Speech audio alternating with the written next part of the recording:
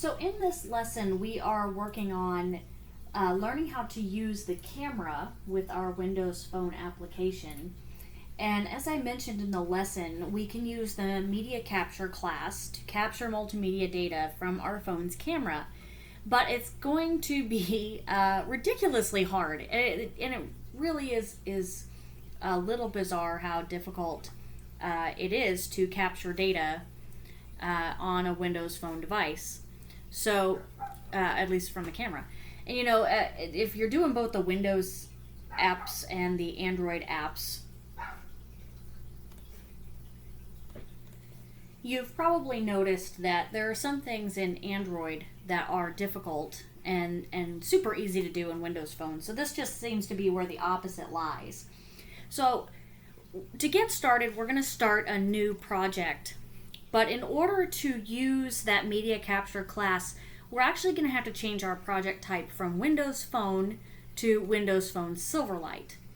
And so the difference is it's some of that front end presentation. Instead of it being the XAML based presentation, we'll use a Silverlight based presentation, but it's still going to be the same C# code. So we'll go with a blank app for Windows Phone Silverlight, like it says there in the parentheses, and I'm going to call this camera capture. Actually, that's the name of our class, isn't it? I named that camera capture. Let's name it camera capture test. Can't have two things named the same thing.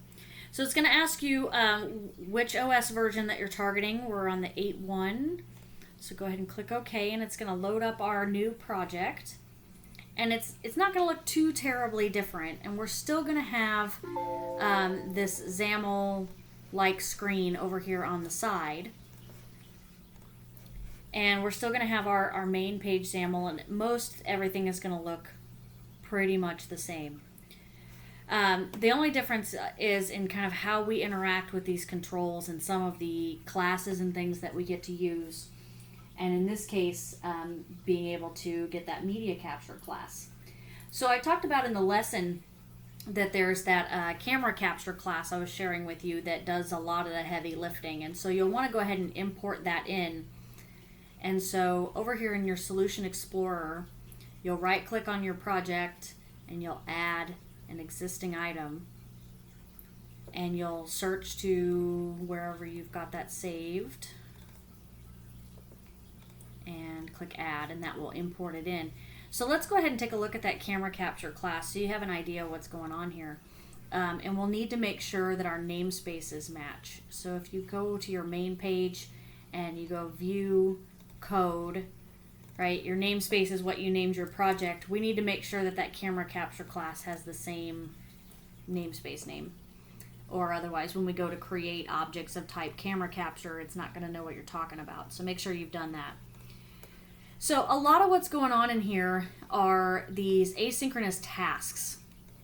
And these are used in order, you can basically call them like methods in a class. But since they're asynchronous tasks, you can set them up with the, that await keyword so that they wait their turn. So all of these are set up, to capture a photo.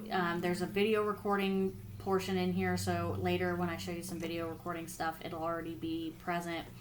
There's some stuff in here about setting up the preview, which we're going to create a little preview window, and setting up the encoder device. You can see in here, you basically have to reinvent the camera to make camera capturing and video capturing work on Windows Phone. So it's not entirely a pleasant process, and so that helps kind of make it a little more bearable. So to get started, we're going to set up some controls, and you can come up here to page name and change this page name over here in the text, or you can come over to properties and change that. So I'm going to name this camera capture. It's huge, so let's make that a little smaller. And if you don't want this my application, you can just get rid of that. Alright, so it already has us this grid or this content panel, which is fine. You can leave it in here if you want. We're going to put our controls kind of right here on the page like we're used to. Now the first thing we're going to want is this rectangle control. And this rectangle control is going to be what we preview the camera shot in. And I'm going to fill this most of the way in the screen here. And I'm going to give this a name of preview. And if you want to change the color, so it's not just like this ugly gray color, you can come in here to the appearance section, or is it brush? That's the brush section. And you can change the fill color. So if you wanted it to match like the background or something, you could change that. You can also change it down here. If you know a hexadecimal color code, you can put that right into the XAML, so like all zeros, or you can just use the word black. Blanched almond. I must have hit the wrong thing. There we go. So that it just kind of blends right in. And the rectangle is going to give us a place to put that preview. So as we're viewing the camera before we snap the picture, that's essentially, we'll be looking out the eyes of the camera. And so we're also going to need a button so we can activate taking the picture. And I'm just going to put this right down here at the bottom. Right, and don't need the brush. This is going to be our, what do we want to call it? Photo button, capture button. I'm not good with names today. And then our content is going to be take picture. Okay, just center that up a little bit. Okay, so we can get started with our code. So if you double click the take picture button, that's going to take us down here into our XAML.cs. And we're actually going to start up here at the top. Let me check our using statements. I can't remember if we need to add any. I think we do. We need to add using system.windows.media and system windows media imaging, and we need Windows phone media capture. There we go. We also need Microsoft devices.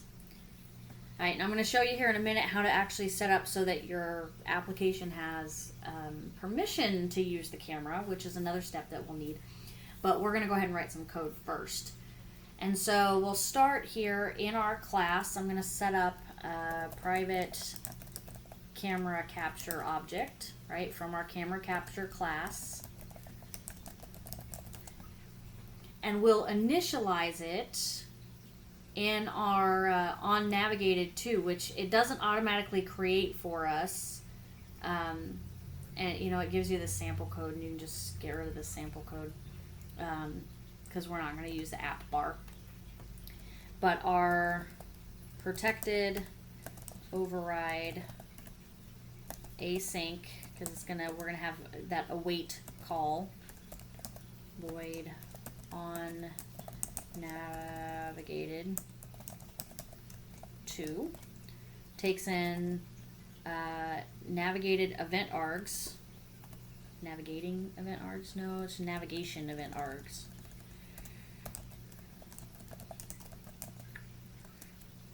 I'm just going to call it E.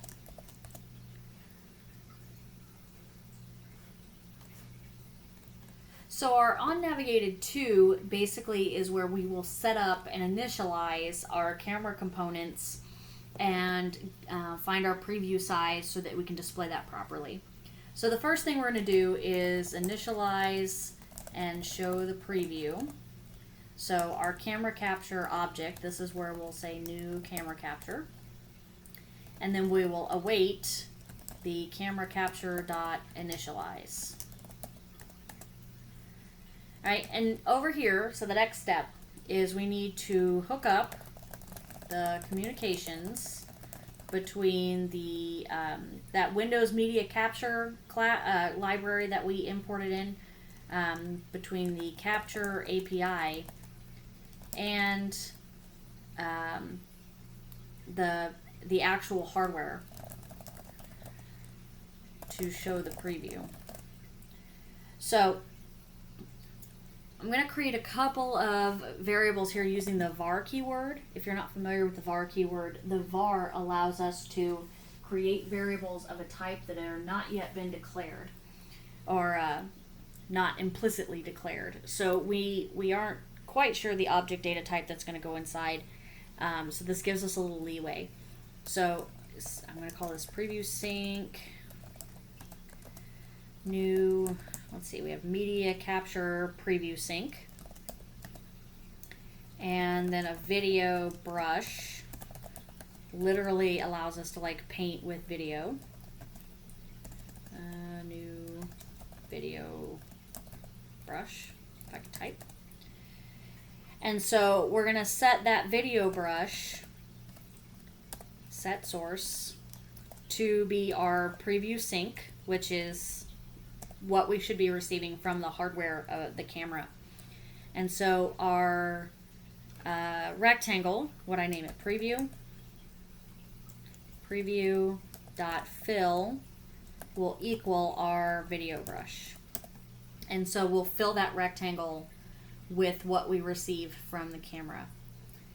So finally, we will find the supported preview size that is closest to the desired size that we want to present. So our desired preview area, hooray for really long variable names, will be our preview dot height multiplied by our preview dot width, and then we will make an await call to camera capture, start preview, sending it our preview sync, which is that feed that we're getting from the camera, and we will tell it this is the desired preview area that you are allowed to fit in. And so this way, if you end up changing the size of that rectangle control down the road, or you rotate the phone from landscape to portrait mode and it obviously changes the dimensions of the rectangle, that this will do that automatically. So next, we're going to set up another method, the protected override async void on navigated from. You got to really watch your typing on the names of these, because the on navigated to and the on navigated from, they're actual system recognized methods, events. And so if they're named something different, you typoed them or something, it's not going to work right. So you definitely have to watch this one. So this is going to be navigation event args, just like above. If I just, yep. There we go. Okay, so once the app is minimized, or if you have separate windows in your app and you're moving between them, like they close this camera preview to do something else in the app, we want to release all the resources, right? So release resources. So we'll check if our camera capture does not equal null, right? If it's null, we don't care, it's already been released. We'll make an await call to our camera capture.stop preview, which will turn off that hardware feed. We'll set our preview element fill to null, so we won't be displaying any output because we don't have any. We will call the dispose on our camera capture object to make sure that that's actually set up to dispose, and we'll set our camera capture object to null. Now, those of you that are familiar with the way that Windows, .NET CLR handles object disposal, when you stop using it, so when we stop the preview and we set the fill to null, that's almost good enough. Once the resource is no longer being used, it will get marked for deletion. Calling the dispose actually just speeds up that process, so we don't have to worry that it's going to sit out there forever waiting for garbage collection to come along and pick it up. So on navigated to, initializes, sets up, shows us the preview. On navigated from, releases all our resources. So our capture button click, this is where the magic happens, right? We're going to take a snapshot and add it to our, well, we're going to add it to storage. And then we're going to be able to display it. And to do this, I actually want to put one more control on the form. And I just wasn't even thinking when I did this. Let's get a list box, which is going to be down here in the all Windows Phone controls. And we're going to grab, where is my list box? It's down here under General, I believe.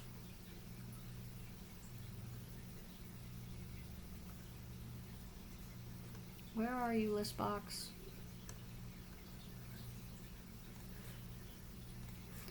Okay, cool. It's not in my toolbox. We're just going to create it over here in the XAML because for some reason it's not showing up in my actual toolbox so that I can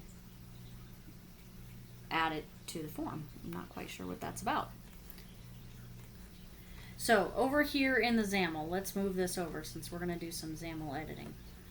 Over here in the grid, I want this to show up in between the rectangle and the button, so I'm going to put it in here. So list box, look, there it is in the list. I don't know what's up with my toolbox. We're going to give it a name, so we can call it by name. I'm going to call it photo list box. And let's set up some information about this. So you can do list box dot item template. And so for every item in the list box, it will follow your item template, whatever you want to have going on inside of here for every item. And so we're going to set up a data template because it's going to be a data item, ultimately the picture we just took, that shows up in this list box. And so it's going to be an image. We can set a width of 100, and you can mess with these. We can see if this works. I don't even know if that's the right size.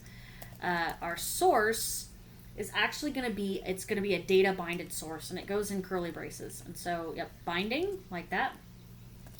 And if you need to make some other things, I'm going to set a margin so they're not smack up against each other, and it'll look a little nicer. I actually don't want to end the tag that way. There we go.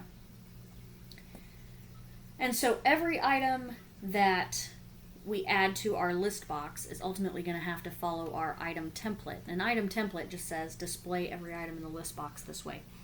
And so while I don't know why it wasn't showing up in the toolbox, it now resides on our form. And it doesn't look like anything right now because there's nothing in it.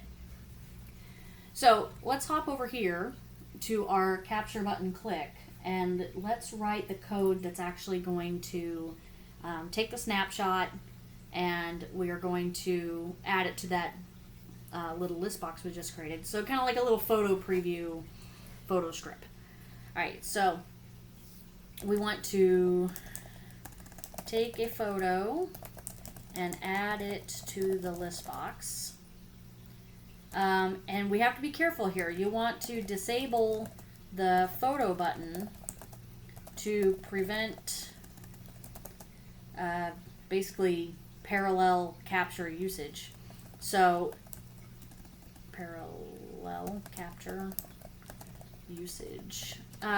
If you hit the capture button and it's taking the photo and you hit the capture button again, you're going to get an exception. And a try catch here is generally a good idea, but I'm just going to show you what this looks like. So what did I name my button? It was capture button. So we're going to check if capture button dot is enabled. We're going to set that to false. So once they've clicked it, they can't click it again on us.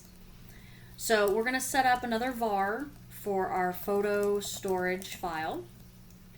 And we're going to make an await call to our camera capture dot capture photo, right? And if you go look at that method, capture photo, right? It's going into the pictures library, it's going to take that picture using that media capture class.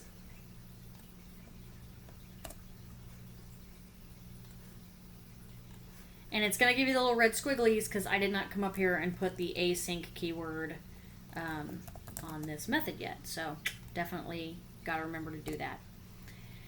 All right, so we're going to set up a bitmap so that when we have it captured, we have a bitmap image item already set up to hold it. So here is where we've got it all set up, right? Our button's turned off. They can't click it on us again. We've captured the photo. We're holding it in that photo storage file variable. And so we have to basically set up from that photo storage file. We're going to use open stream for read, and it's an asynchronous method. So that incoming stream of data that's coming in from the camera, we're going to create a bitmap, and then we're going to add that bitmap to the list box. So our bitmap, we need to set the stream source here and set up the non-async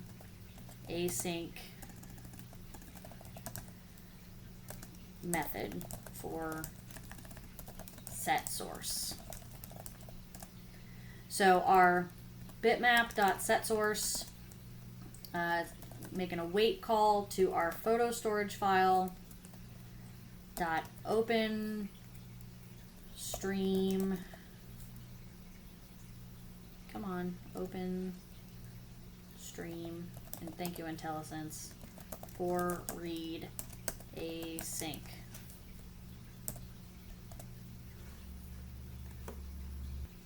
I think I'm missing a using statement. Let me check here what using statement I need for open stream for read async. Let's go back up to the top because I must have forgotten one.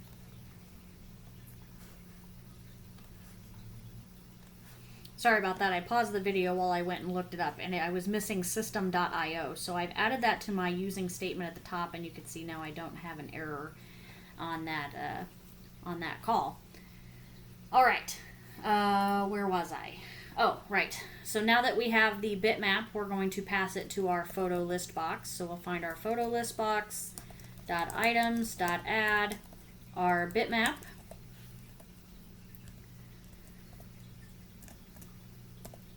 And then we can turn the button back on so that we're ready to take another picture. Capture button. Dot is enabled is true. So at this point, this is the code that you need to run this application. Now there's a couple other things. Let me show you what you need to do. We're going to go over to our Solution Explorer, and you're going to find the package AppX manifest, right? So go ahead and double click that, and it's going to take you into this configuration section. Now in this manifest is basically where you declare some of the basic information, properties, and things about the package, which is the whole application, that allow it to communicate with the device. And some of this information is picked up from picked up and used in the store, so that the store, when your user downloads the app, can see the various permissions and things that your app is asking for. So under the Capabilities tab, this is where we're going to turn on and declare specific system features so that our app can use them.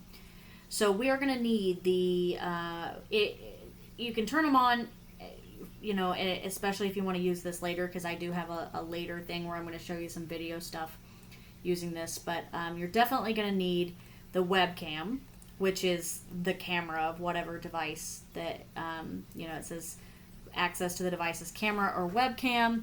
You're also going to need the pictures library, so we can add, change, or delete in the pictures library.